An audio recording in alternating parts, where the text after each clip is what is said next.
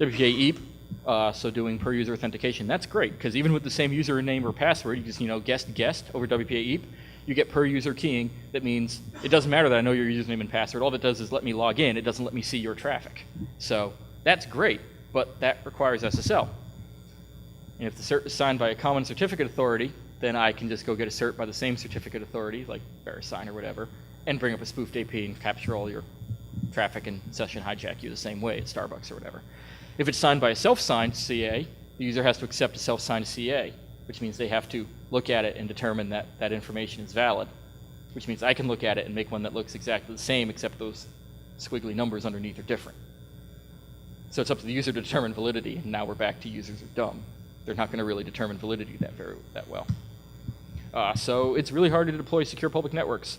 Some vendors try to solve it with custom clients, like Verizon has started partnering with other companies to get like Boingo hotspot access, but you can only use it with their Windows client on Windows, and not on Windows 7, I think, and etc. So, and that then means you're running foreign binaries. Yay! I'm running something as administrator that controls my system.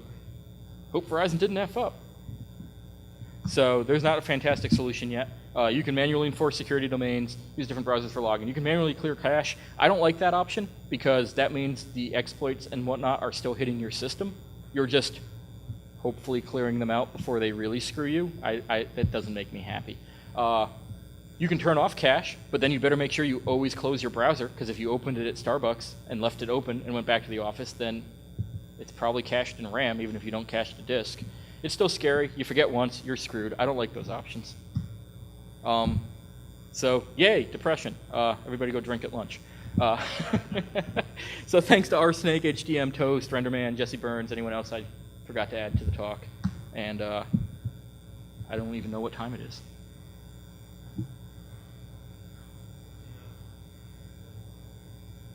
Wow, that went quick. But if anyone has any questions, or just wants to chat about it off of camera or whatever, but. I just want to start rethinking SOC over SSH. Any upcoming concerns? The question was SOCs over SSH, any upcoming concerns? If SSH gets broken, we're all effed deeply and profoundly. No, I think more about SOCs in the browser. I do it. I mean, so if you set the browser to do SOCs. Okay, so one thing you have to worry about is Flash does not obey your browser SOCs settings. Fun fact, which is why the Torify stuff, or for Linux there's tsocks, and I think it's socks wrapper, which use a little LD preload shim that shim out the GCC or the libc connect functions and replace them with custom code that does SOCs. So you do that, and you can make any program SOCs compatible. So you should be able to make Firefox and Flash use SOCs no matter what if you shim them that way so that Flashes connect. Syscalls don't happen. But no, in general, SOCs to localhost to SSH tunnel is how I run everything. It works great. Because you're only going to localhost and your browser, you gotta make assumptions. You assume that your browser obeys SOCs and that there's no way for JavaScript to turn that off. I've never heard of an attack that does that, but if you want to be complete, think about it. I mean, it's a risk. But yeah, assuming there is no vulnerability in the application that allows them to bypass SOCs,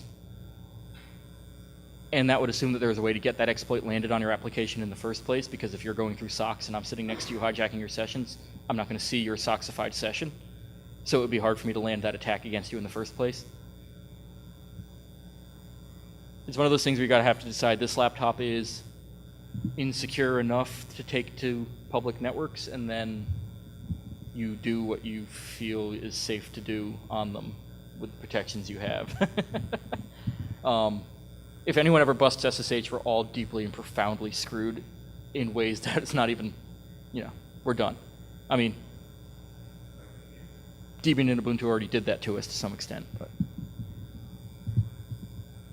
For anybody who didn't get the reference, a couple years ago, Debian changed something in OpenSSL that caused it to not have entropy, that caused it to, instead of being 63 bits of random data, it was 65,000 numbers, and that was it. which meant all your SSH was decryptable. So, and that was in there for like 6 years. You're talking about layer 2 control, whether you're using a IPsec VPN or SSL VPN for the back, right? Yeah, the question was IPsec versus SSL for the layer 2 stuff for VPN. Yeah, it doesn't matter. Anything that shields you in a non-trivial way from someone on the open Wi-Fi near you seeing your TCP sessions. And really, you should minimize anything that comes out of your laptop unencrypted anyway. I mean, you really don't want people seeing your Gmail or whatever your web stuff is unencrypted anyway, even if the site's unencrypted. So.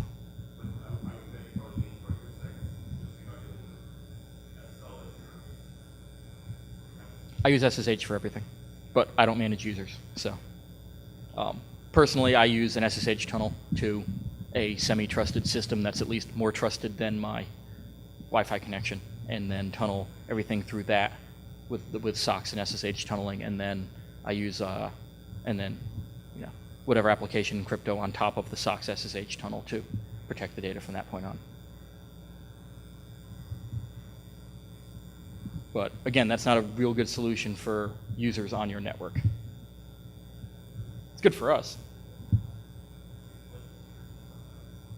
Yeah, unless you could script it somehow. You could, yeah. But again, you still have the problem of dealing with making them not use the same browser for browsing and agreeing to network agreements.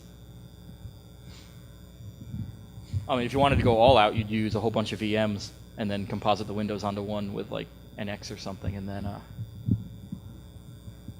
what? Any other questions? Come on, Josh, you gotta have something. All right. I guess that's it.